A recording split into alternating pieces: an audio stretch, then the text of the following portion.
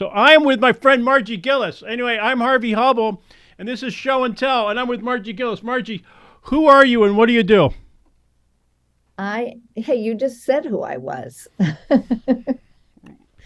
You know who I am. No, I'm Margie Gillis, as Harvey said. And what do I do? I'm the founder and president of an organization called Literacy How. It's called Literacy How because we focus on the how you teach reading. And there's a lot to it. And so we are very intentional in supporting teachers and teaching kids of all ages to read vis-a-vis their teachers. So we actually teach the teachers how to teach the kids. Margie, I got a lot of questions. That's what we do. I got a lot of questions, and you're one of my heroes, and so we want to talk about the hero's journey first. So, Margie Gillis's earliest memories. Where did you grow up? What was your earliest memories? Let's go there first. Okay, sure. Because that takes me right to reading, actually. So why not? Right to read, right to reading, the journey. My earliest memories really are with my family. I have five siblings. I was the fifth, sorry, yeah, five siblings, and I was the fifth of six. And one of my earliest memories was going to kindergarten at the tender age of 4 because I really wanted to go to school. I loved learning. I loved, playing school. I played school with my little sister, the sixth of six. She cried when I went off to kindergarten without her. And so every day I'd come home and we'd play school in our basement in New Haven. Grew up in New Haven, right here in Connecticut. And she went to school 2 years later, basically reading. I mean, reading easy books, but she understood how to do it. And that kind of set me on my path. I just thought, wow, this is cool. The other thing that was very, impressed me at a young age and what I really vividly remember about reading was my brother, older brother by 4 years, couldn't read. And he really, really struggled. It was very emotional for him. He stayed back in school, which put him in the same grade as his younger brother. And that was very traumatic for him because, he was 1 year older, but he was still unable to read. So it really left a mark, and I was determined that I was going to figure this out. Again, very young age. I didn't really know what I was trying to figure out exactly, but I knew that this was something I could do. I loved reading. We went to the library every week. My mother was an avid reader, but my brother couldn't read. And why couldn't he read and why could I read? And so anyway, that's kind of the origin of how I got started, and I just followed that path. Well, I love that. You and I have known each other for a long time now, and another thing, I have four older sisters. I'm the youngest. I'm the fifth. I have four older sisters.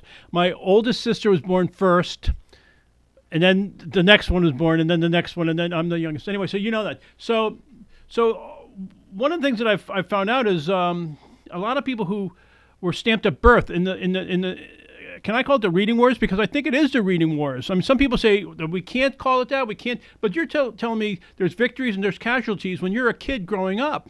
You're telling Yeah. me you know it from your lifetime experience with your brother and your family. So Mhm. it's the reading wars, right? It is the reading wars, or it's not the reading wars. How come people don't want to call it the reading wars? Because it keeps, I think, in some people's mind, it perpetuates the war. It perpetuates this, when you have a war, you have two sides, and it perpetuates pitting one side against the other and then having to take sides, like who's winning the war, who should be winning the war, etc. But in essence, it still is going on. So whether we want to call it a war or not, we still have two sides that are, I think many people, myself included, are trying to find the common ground and stop the war and figure out how we can work together and be friends, so to speak. acknowledge our differences, but basically say, these differences are not big deal. We're going to put aside those things that divide us and find something to unite us. But in the meantime, it's still going on. There's still because there's so much at stake. I think that's what's happening, is there's a lot at stake. Jean Chall, who was the dean of the School of Education at Harvard, amazing woman. I didn't know her personally. I met her a couple times years ago, but she's one of the greats in the reading field. And she said on many occasions, it's all about power and money. And you think education shouldn't be about power and money. It should be about the kids. What do you mean it's about power and money? But as I've gotten older, and I don't know about wiser, but older and experienced more, I think she was right. She was right. It's about power and money. And if that's the case, then when one side is winning, is making headway, right? Like the science of reading has done for the last several years now, with lots of eyes on it, lots of people paying attention to it. Emily Hanford telling her story, and you telling yours, everyone sort of saying, what is this about? What does this mean? Like, are we going to help kids better because we know this? But the people that have the power, the status quo is holding on tight, because they don't want to lose that power, and they don't want to lose the market share in selling their goods. Well, whether it's a war, whether it's not a war, we're finding common ground or whatever, it seems to me that everybody would be happy, both sides. If there's no sides, there's the common ground, is if everybody read at grade level. And let's just say that America's like a great place, and we're number one in this and number one in that. We're like 194 in like education. I mean, that means there's like 190 some odd other nations better than us, which there's only 200 some odd nations. So I mean, I'm just breaking this down, Margie. So if somebody came up with a thing and saying at first grade you should be reading at this level, at fourth grade you should be reading at this level, at eighth grade and at 12th grade, so we're failing close to 2/3 of our population. So wouldn't it seem, no matter who's right or who's wrong, it'd be a common ground? We would say there is no war if we can agree. Like in the science of reading, what I understand is we believe we can teach 95% of people how to read. Right now, we're getting about a third of that, right? Mm-hmm. So you're right. So if we could just put aside our differences, war or not a war, and get everybody reading, it would seem to me like that's a good common objective, a good common goal. Am I close? No, you're spot on. Who's against that right now? Nobody. It should be the common goal. I believe it is the common goal. No one's against it. It's about owning who's responsible for it not happening. Like, we like to play the blame game, right? We don't want to own something. We'll own something that's great, that we are proud of, but if something's not working well, it's hard for us to own our part. Why is that the case? What did we do to contribute to that? Because if you don't own it, how are you going to change it? And I think we can all own a part of that. There's no question. And as the educators in the room, the people that care about children, we all have to own our part. What did we do that we wished we had done differently, or we now know should have been done differently? And what are we going to do to contribute to making things right for kids? But what you just said is the inciting incident that I hear since I've been recording these things.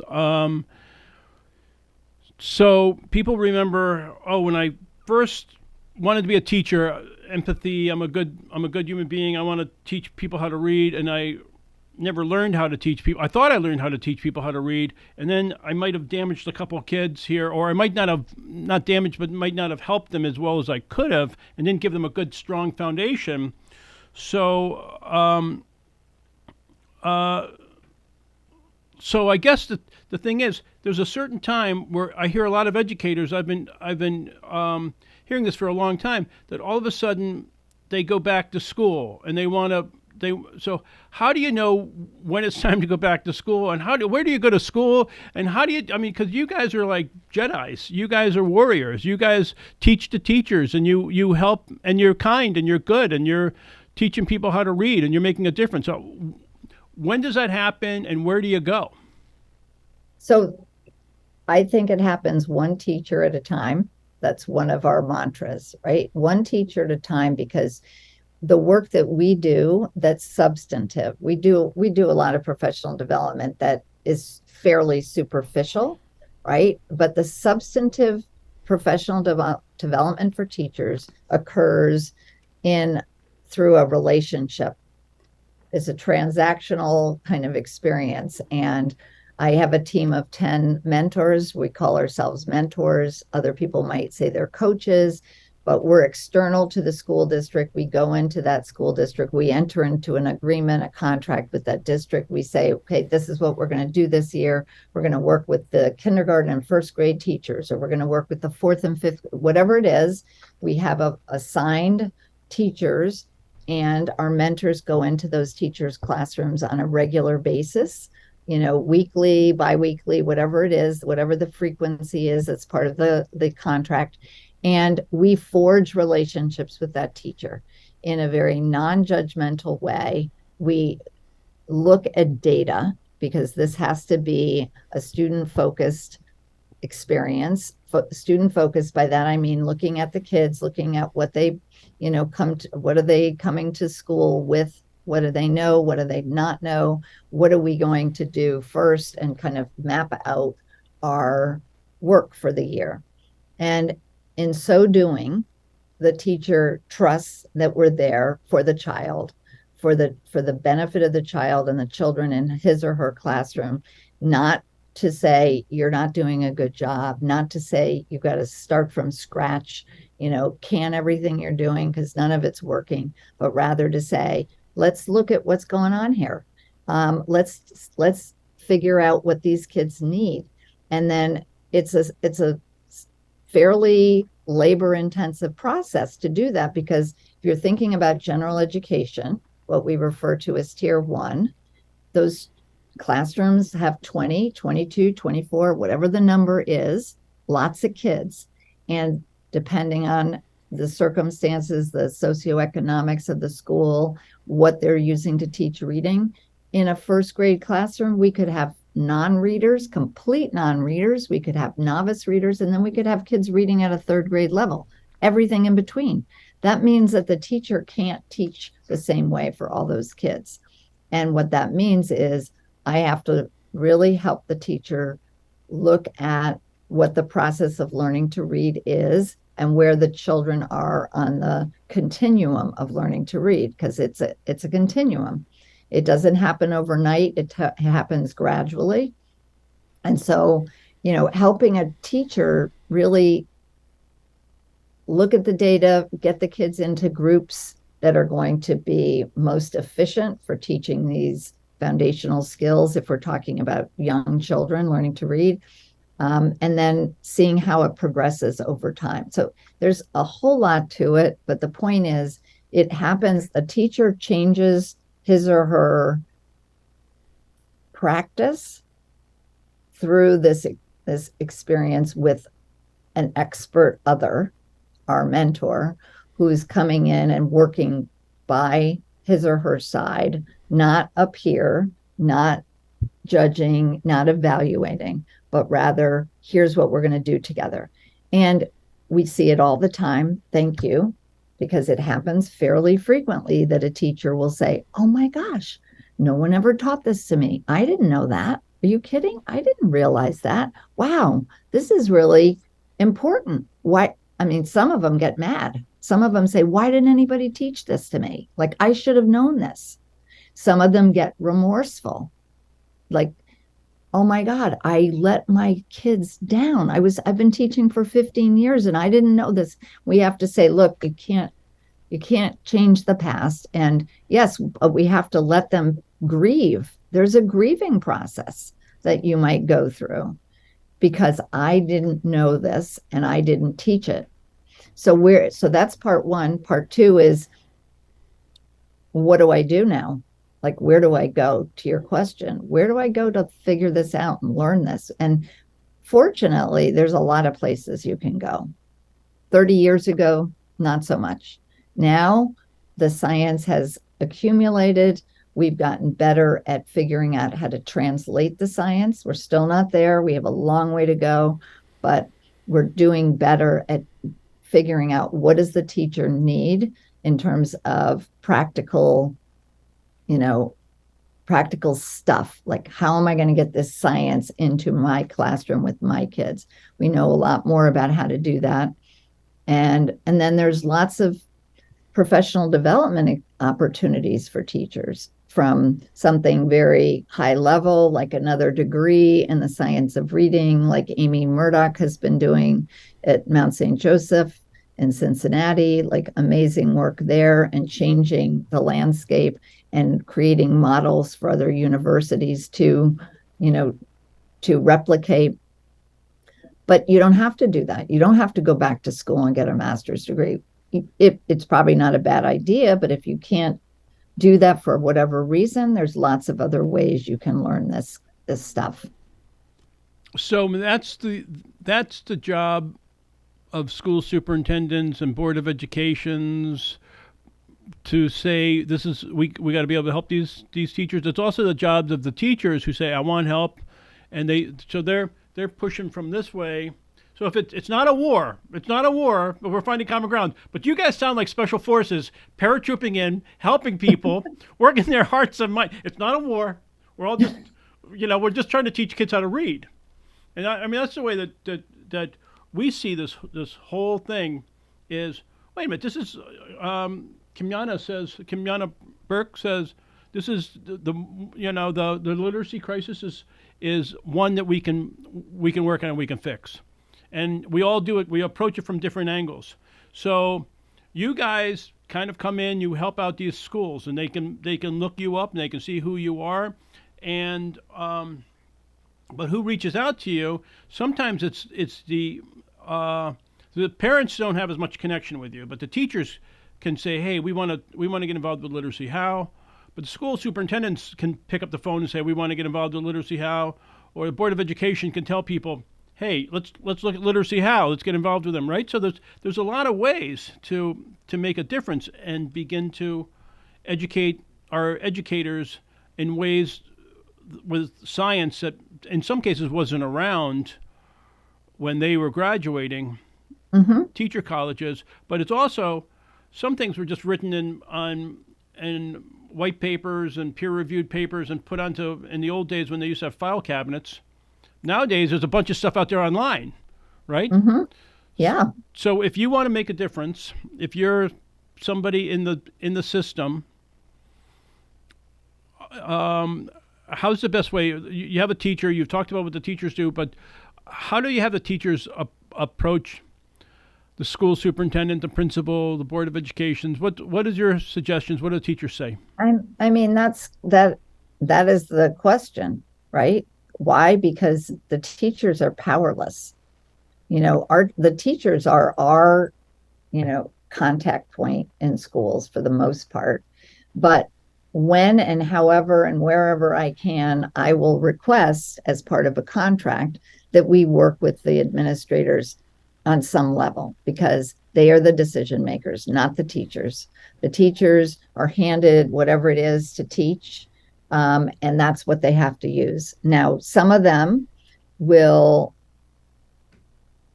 if they're given something that they know isn't right, they will teach what they believe is right because they know better. And you know the expression about that, right? You can't unsee what you see. Like, if you know this is what I need, I've got to do this. I've done it before and it's gotten good results. If the principal or the superintendent, director of curriculum instruction says this is what you're going to use to teach reading, and I know it doesn't work, in my conscience, can I do that? Like, my boss is telling me I have to. I mean, that's a real dilemma. But at the end of the day, what we say to teachers is you have to advocate for yourself, but it's for not just for you personally, it's for the children that you are responsible for. And you have to keep thinking about that. So our teachers have become, many of them become more vocal, become more, advocates for their peers, because they have to speak for other people who maybe aren't comfortable saying what they need to say or asking for what they need to ask for.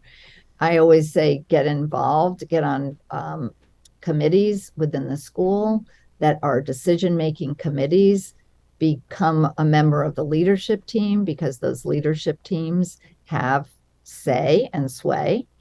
So I think that's another way to do it. But in the end, it's really, I personally, as the head of Literacy How, work very hard to interact with the decision makers in those districts wherever I can. And fortunately, I have a good relationship with the State Department of Education, because I've worked to affect policy in our state since I started working on the administration level or on the teacher training level. And because of that, I'm asked oftentimes to present to administrators. And that makes me very happy, because, as I say, if I can change an administrator's thinking and get them interested in the science of reading, then they impact all those teachers, who then impact all those kids. So in the last 5 years, I would say I've been personally more focused on making an impact at that higher level, whether it's the superintendent, the assistant superintendent, the principals. I've done some presentations to boards of education, because you mentioned them. They're extremely important, extremely, extremely important. And because they obviously work with the district leaders to hire people to run the district, to choose curriculum that's going to be used to teach the kids. So those Board of Ed members are extremely important too, and they really should be engaging in professional development of their own, so that they don't have to become expert in the science of reading. They just have to know it exists, and what are the implications for a district, as far as putting that into play and making decisions based on the science and the evidence versus what we've always done in the past, because obviously what we've been doing hasn't worked. Well, that brings us back to whether it's a war or it's not a war, admitting, believe it or not, I'm a mature adult. I like to admit if I did something wrong, and I'm learning. So we have these leadership and these admin, and we have elected officials too. I mean, I love what you said about the teachers getting into the leadership, people who are in the Board of Education. It's like, wait a minute, we can do better. So wouldn't it be great if our elected officials or school superintendents, and as you said, teachers are powerless, but they're in the trenches. If it's like, this is how many kids are reading at grade level and this is where it was. This is, if I know better, do better. So when I first found out about this, and I knew that we could raise the scores up, and we haven't done anything, but we have done something about it. So wouldn't it be great if we were just to say, yeah, I got 70% of my kids reading at grade level. I got 80% of my kids reading at grade level. I mean, right now we're happy with if we could get 60, 50. Am I right? It's certainly in Waterbury, Bridgeport, New Haven, you better believe it, since the scores have been hovering around 25 to 35% reading on grade level. If you could double that, man, that would be awesome.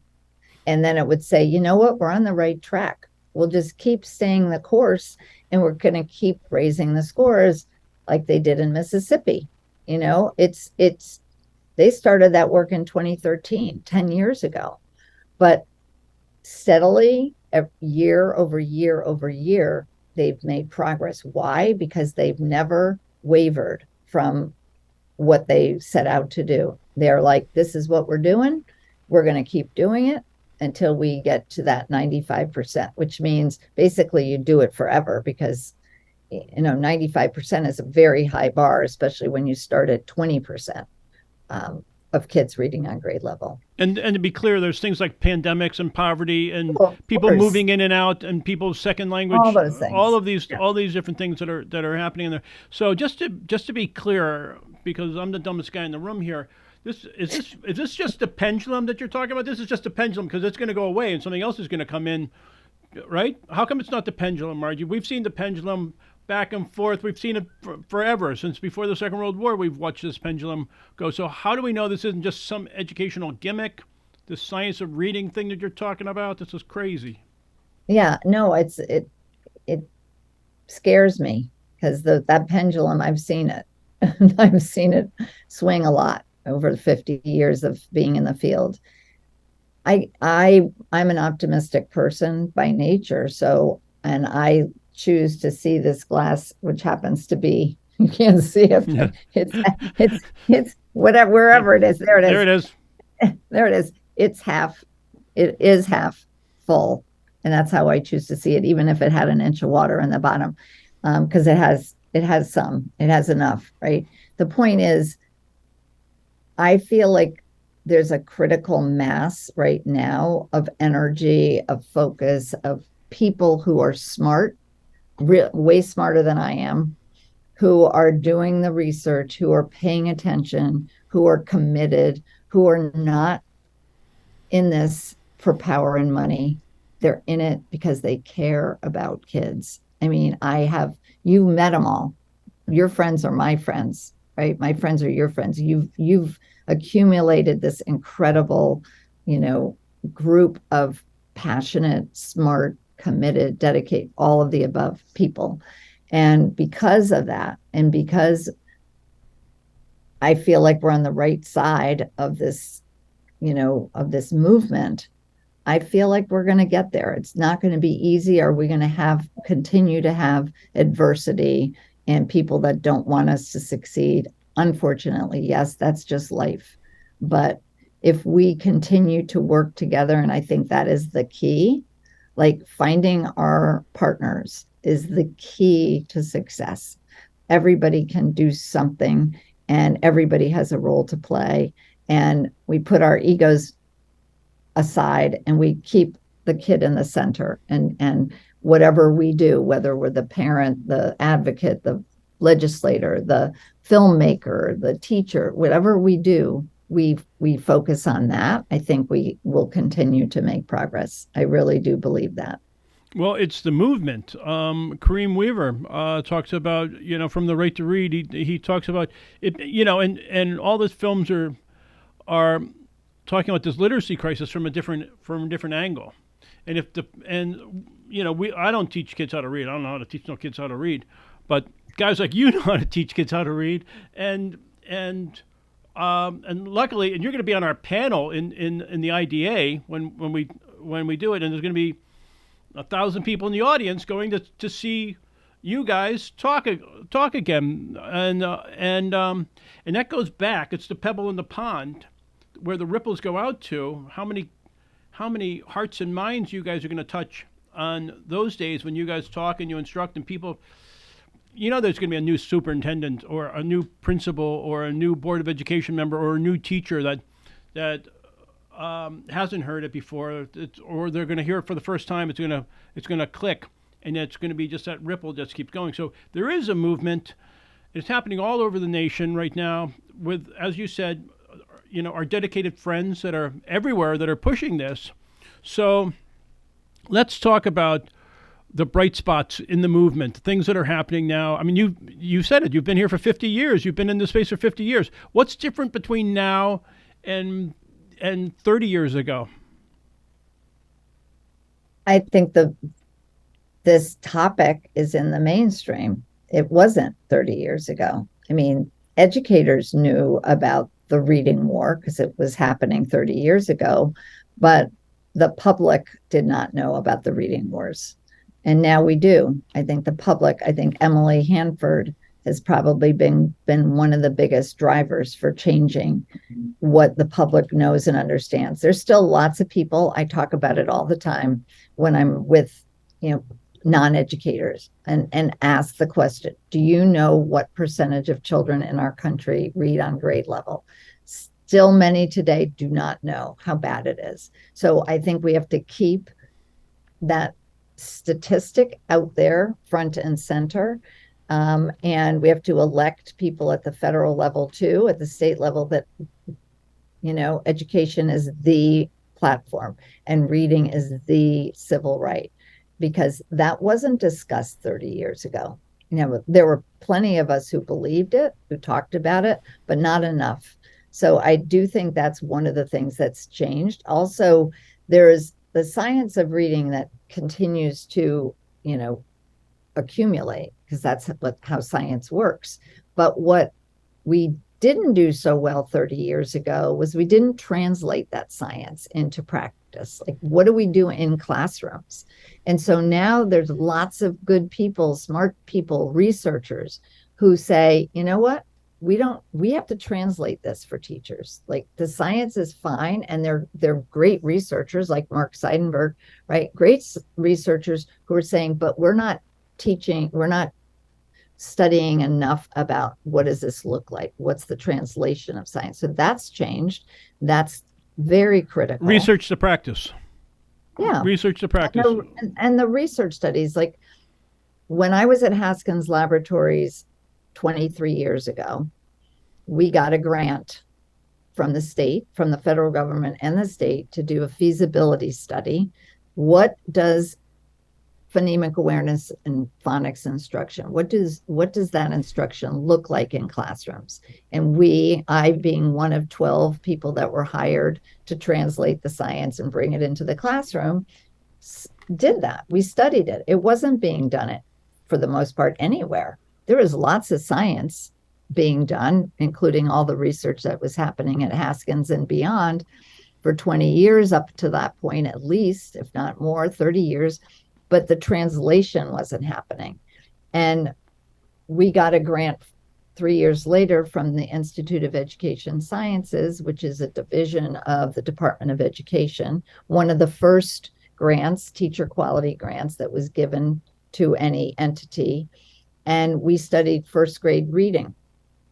And you know what? It was really hard to design a study controlling the variables that enter into the equation that make doing research in classrooms very messy. But we did our best to do that. And we need to do more of that. I mean, that's the key for me, is getting federal dollars, state dollars, wherever the dollars come from, to support the development, the design and the development and the delivery of a translational study about what does this look like in real classrooms, like real classrooms, because we have so much variability and there's lots of things we can't control. But if we know these are the 5 things that matter the most, then we can say with certainty, these are the things that we need to see happening in classrooms. We haven't made enough progress on that front. That's for me one of the things that we have to keep championing, if that's how you say it. No, that's great. And another thing that you taught me, and I was sitting, you know, I sit in the back of those lectures that you do, and I listen, and I'm like, and I write things down. I'm like, gosh, I forgot how smart Margie is. Like, once we get the bills passed, let's say, because there's a place for everybody to work. There's a place for the parents. There's a place for the teachers. We've talked about this, where everybody's working what they can do. The legislators, they take the ball, and then they get the law passed. Easy. It's all done now. Mm-hmm. But one of the things that you taught us is to leave the owls in the tree. Right, talk to us about leaving. We got the law passed. Hey, I'm going home. I'm going to just watch the game now. I'm done. I'm going to put my hand. Exactly. Right? Oh, So yeah. it's all over. The state's doing it the way we want them to do it. You know. So then what happened? What is an owl in a tree, and why is that important? Never heard that expression before. You Wow. used it. You used owls in a tree. I You did. You did. Oh boy. I Oh, listened to shoot. you. Like no, you Don't do. tell me I'm losing it. No, you talked about after we get the bills passed, we got to keep an eye on things and make sure Yes, that the research to practice is happening and that there's not the people implementation. implementation. There you go. Yeah, no, it is 100% about implementation. Connecticut is the poster child for passing amazing pieces of legislation, but sadly not implementing them. Well, let's use And it. Let's use Connecticut as a case study. Okay, let's break it down because who's watching yeah, the United States of America. There's 50 states. Everybody has their own situation. So let's use you. You know what you're talking about. You've been in Connecticut. Here, you've been in the reading situation, the reading confluence, whatever you want to call it. the reading common grounds. So you get the laws passed. What happens? We're the poster child. We got a lot of great stuff. So tell Yeah, us. we have, just to give some context, we when the National Reading Panel report was released in 2000, we were the only state that released a Connecticut report based on not our findings, because we weren't, I mean, yeah, Haskins in Connecticut was doing some good research, but we didn't necessarily feel like proprietary, it wasn't only our research. But what Connecticut did, I had nothing to do with this, but Elaine Zimmerman, who you know and have met, she was the director at the time of the Commission on Children. And she said, you know what, we're going to have our own panel. Okay, you had a national panel. We're going to have a panel of Connecticut people. And she really thought carefully about who those stakeholder groups were, what stakeholder groups were important and who would represent each of those groups, and come together in a panel or on a panel and release a report with their findings. And so people are like, wow, you did that? I don't think any other state did that. And then subsequently, we started passing legislation having to do with reading. The problem was and still is, how do you hold districts accountable for implementing that legislation? How do you hold higher ed institutes for implementing that legislation? Like, that is absolutely key. And how do you do that in a state that has local control, which is true for almost all of the states in our country, right? Mississippi didn't have that same issue of local control. So Mississippi, a lot of people say, well, they didn't have collective bargaining, they didn't have this, they didn't have that, and they could hold districts accountable and teachers accountable, where our state has a lot harder time doing that. And we're not the only state, but I know this state well. That means that you have to have, political will by all the people at the state level, whether they're legislators, other policymakers, State Department of Ed folks, because they're the ones who hold the purse strings, right? And they can say, we're not giving you any more money until you do the right thing, or we're not giving you whatever you need until you do the right thing. That's really hard to do that in a state like Connecticut. So you have to incentivize the people to want to do the right thing because they know it's the right thing to do. And you have to call attention to, for example, we pride ourselves in having really good NAEP data, NAEP data, Nations Report Card, because we're up at the top of the 50 state heap, along with Massachusetts and a couple other states. But we have one of the largest achievement gaps. If you disaggregate the data and look at the subgroups, including kids with identified special needs, children of color, children in poverty, we still have one of the largest achievement gaps. I think we're 48th out of 50 states.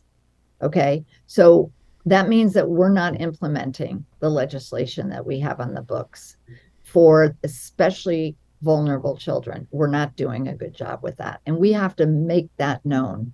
And we have to incentivize our leaders, especially our district leaders, to do the right thing, get the right curriculum in place, hire the teachers and give them the professional development that they need, that's substantive, that's long lasting, build an infrastructure that's going to support them, have leadership structures, all the things that we know, again, we know a lot about what to do. It's how do you do it and sustain it? But Margie, maybe I missed it. Maybe you just told me who's against this.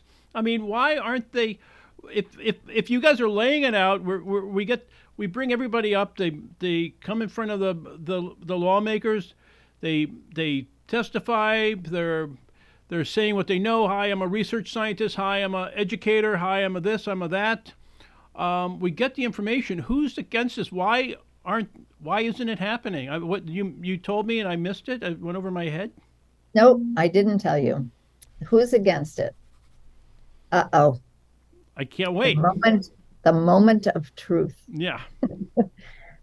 Who's against it? I think there's still, unfortunately, like it or not, I could tell you firsthand, there are still a lot of decision makers who do not subscribe to the science of reading as I think about it, as you think about it, as many of us think about it, right? Do not necessarily believe that there is this body of evidence that maps out how we teach reading and writing based on the structure of language, right?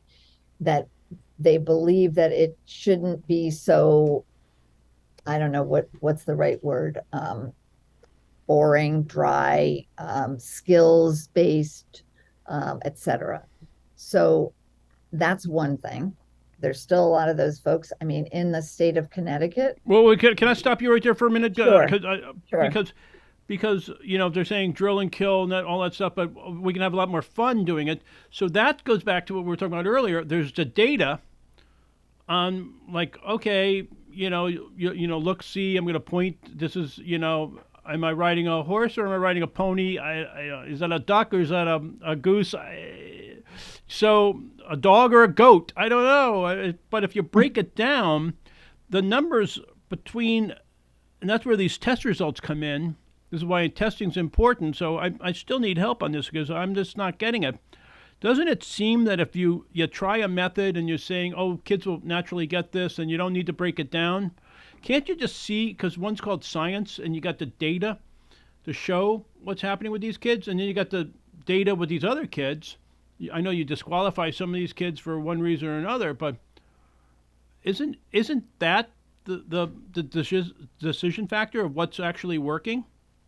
I mean, it should be, but unfortunately, people look at data different ways. People say, you didn't look at the right data.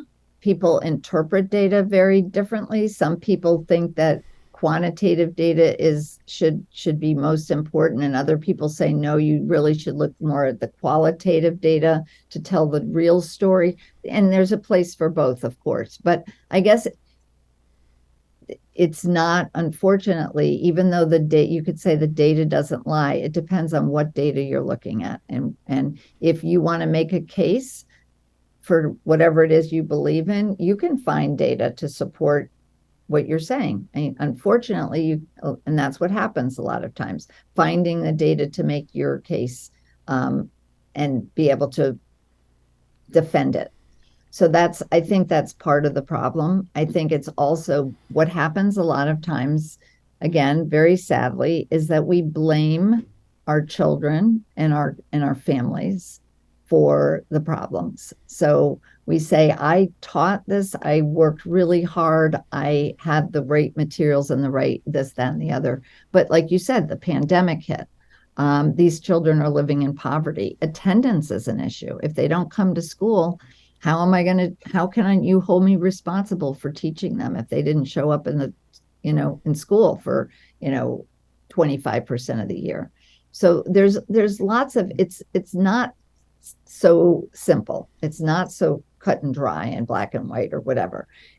So the people that are in power and making decisions that maybe aren't based on what you and I believe is evidence, but doing something that flies in the face of that, could justify and say, but it's not because of what we're doing. What we're doing is working for many of our students. It's just that there are these kids, we hear that all the time. These kids can't learn. These kids don't show up. These kids' parents don't really care, or they're not available for them. So easy to blame other people if you don't want to own it, like we talked about earlier. So I mean, that's my opinion. I know lots of there's lots of reasons or explanations, I guess is a better way to say it, for your question. That's one interpretation.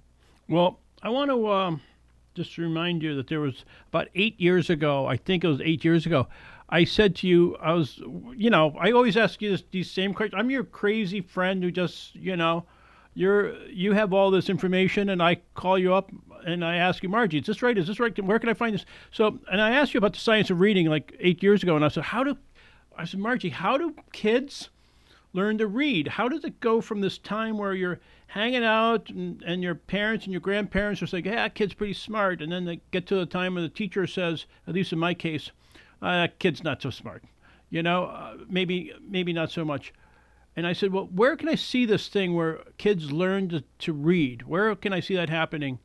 And where can I see the science of reading? And you told me, Waterbury. you said go to Waterbury. So the reason I went to Waterbury was because it's close to where I live, so I was able to go and look at it. So now you've seen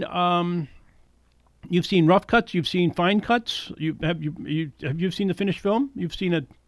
I've not seen it. You haven't seen the finished film yet. You'll see it when we're at the IDA, when you're sitting on the panel. Yay! I can't wait. Pretty darn good. So what do you think, and who do you think should see this film? Because it takes us a long time to make these things. We talk to experts like you and others that your colleagues. So who should see our film, and why is it helpful to have a film like this made? I mean, obviously, the simple answer is everybody should see this film.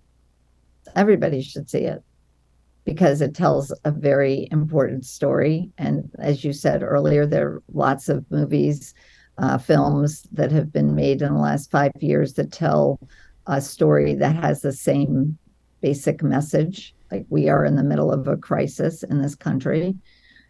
But your story is it's told differently, and I haven't seen it all, and I can't wait to see it, but I've seen enough of it to know kind of where you're going with it and how you're weaving some very important points together to, really help the viewer understand this problem. Let's call it a problem. Right? What is this problem? What are the different facets of it? What are the things, like, as the person viewing it? I didn't know it. I knew a little bit about it. I knew a lot, but now I have another perspective. And now, because you're very much about call to action, and you've put together this wonderful toolkit for people, amazing resources, what can I do? I can't just leave this viewing and do nothing. I have to do something. So this is for the people that need to kind of figure out, where do I fit into this as a grandparent, as a, social worker, as a, physician, whatever you do, you can do something. You have to. We all have to do something.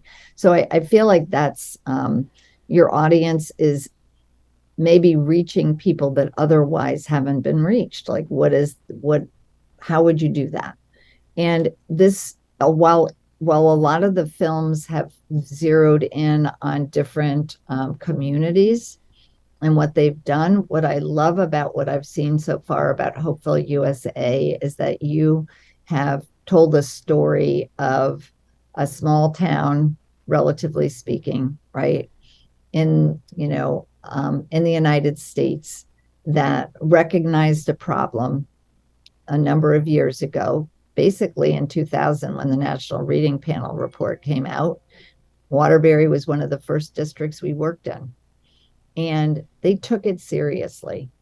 I mean, the people that we worked with there, even though we were in Waterbury because the state helped us get in there, they didn't, at least the people I interacted with, weren't defensive or like, what are you doing here? Get out of me, get out of my district, what do you know? You don't know what this is.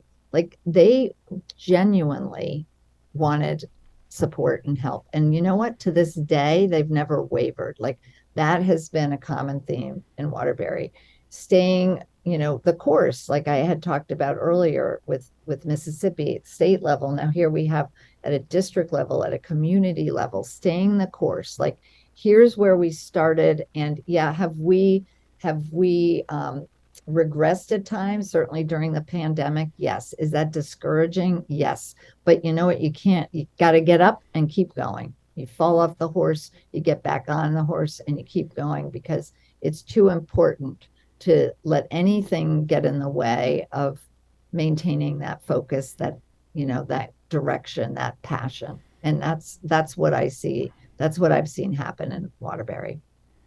Well, And that's what you've called attention to in the film. well, it takes a village, and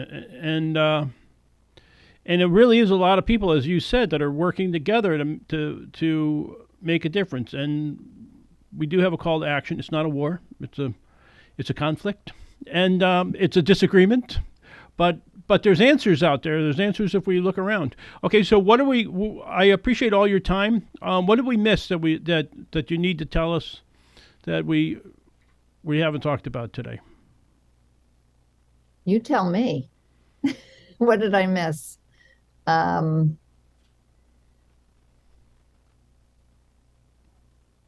Anything else you want to say that people should know? And I hope I've said, I probably talk too much, but I feel like I've said a lot of the things that I'm very passionate about. I guess I will just say one other thing that, just to bring this kind of to a personal level. I mentioned my brother, and my brother is doing great. He's done well. He likes to read.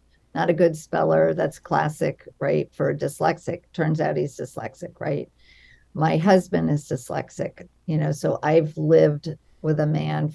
We celebrated 47 years this summer, and he's amazing individual. You've met him. He's a phenomenal guy. And, he reads, but he doesn't like to read. Can't spell again. That's the signature dyslexia. But he is such a brilliant man, such a good heart. Like he has so many wonderful qualities.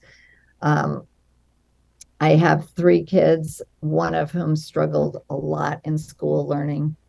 And now I have 3 grandchildren. 2 out of the 3 grandchildren have recently been identified as dyslexic. One is just not turned 9, 1 7. And sadly, I taught the 9-year-old to read. Not sadly, happily, I taught the 9-year-old to read when she was 5, when the pandemic was just started. She was in kindergarten, home, and we Zoomed every day for 6 months. And I taught her to read, like decode, like read simple words, but she understood the principle of reading and she loved it. And it was the most joyous thing to teach my grandchild to read, because I taught lots of kids to read many years ago, but I haven't taught a child to read in quite a few years. So what better thing to do than to teach my grandchild to read? It was just the most wonderful thing. Fast forward, they moved to another state. I won't name the state. I won't tell too many personal things about it, but let's just say that when she got back in school, she was taught to read using pictures. And the teacher basically said, don't worry about the words. Look at the pictures, look at the pictures, look at the pictures. And even though, because they moved to a state not super far away, but far enough that I didn't see her on a regular basis, I couldn't say, Reese, remember what grandma taught you about the words? The words are the most important thing, because she was told every single day in school, look at the pictures, guess the word, figure out the word from the picture. And all the good that we did for 6 months and her learning how to read went right out the window in a matter of months. And she had a lot of trauma and emotion around not being able to do something she wanted to do desperately and not understanding why she couldn't. And fortunately, She got a good educational evaluation. They identified dyslexia. Unfortunately, the public school district denied services. They didn't say, she said, you're not eligible. And my daughter, with my obvious, coaching and support and counsel, said, take her out of the public schools. She's got to find, you've got to find a school that's going to teach her. And she started a new school 3 weeks ago, a different child, completely different child. I saw her for the first time in a month this past weekend. That's it's a good story because it has a happy ending at this point. But what happens to all the children who don't have the circumstances that my granddaughter had? Me, obviously, as an advocate, my daughter, they have means, they can send her to a private school. What about the kids that can't do that? Like, what happens to them? This is a very big problem we have. And, while I'm hopeful about the science getting, out into the mainstream, we still have a very long way to go to change the systems, especially for children who, like I said, are vulnerable, whether it's because they're dyslexic, they live in poverty, they haven't had the same, experiences, their schools don't have the resources. There's lots of things going on, but that's I guess the last thing. You don't necessarily have to share that with the world, but that's my personal story that drives this all home. Every day I think about those children who don't have those opportunities. Margie, I love that. We started with the personal stories. We ended with the personal stories, but it's a personal thing out there for every one of us in our nation, that are everybody in the world. I mean, it talks about how we learn, but this is a film about a problem in the United States of America with literacy, and I certainly appreciate you sharing that with us, and I appreciate your time, and I can't wait to see you, and you're going to be on our panel. I'm going to see you at the IDA, and I hope you can teach me more things, and you can we're going to keep teaching each other more things, and you're going to just guide us through in this movement, and we are lucky and fortunate to have you, and I can't wait to see you. I can't wait to see you too, Harvey. Okay. Until then, stay well. Much love. Same with you, Margie. Much love. Much love. Bye. Peace. Bye.